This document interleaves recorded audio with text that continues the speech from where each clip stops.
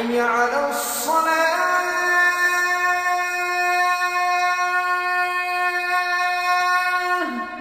بخاری کی روایت آپ نے فرما کہا یقیناً جب کوئی شخص نماز کے لیے کھڑا ہوتا ہے تو گویا وہ اپنے رب سے بات چیت کرتا ہے.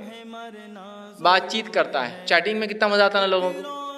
ہابیز چیٹنگ, بات کرنا کسی سے. تو جب انسان نماز قائم کرتا ہے تو اپنے رب سے بات چیت کرتا ہے. اسی لیے ایک حدیث آپ نے فرمایا کوئی نماز کی حالت میں قبلے کی طرف نہ تھوکے, اس لیے کہ جب تم نماز پڑھتے ہو اپنے رب سے کلام کرتے ہو. کوئی کلام کرتے ہوئے کیا تھوکتا ہے کیا کسی کو؟ کلام بات چیت ہے یہ ایک طرح کی. ہمارے مسائل پریشانی ہم کہاں کہاں بھاگ رہے ہیں, لوگوں کے سامنے ہاتھ پیر جوڑ رہے ہیں.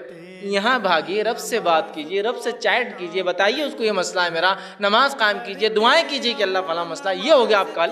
کیونکہ بندہ جب نماز پڑھتا ہے اللہ سے بات چیت کر رہا ہے, اس کا رابطہ سیدھا اس کے رب سے ہے, بغیر کسی فون کے, بغیر کسی خرچ کیے کہ آپ اپنے رب سے رابطہ کرتے ہیں کھڑے کھڑے. لا لا لا لا لا لا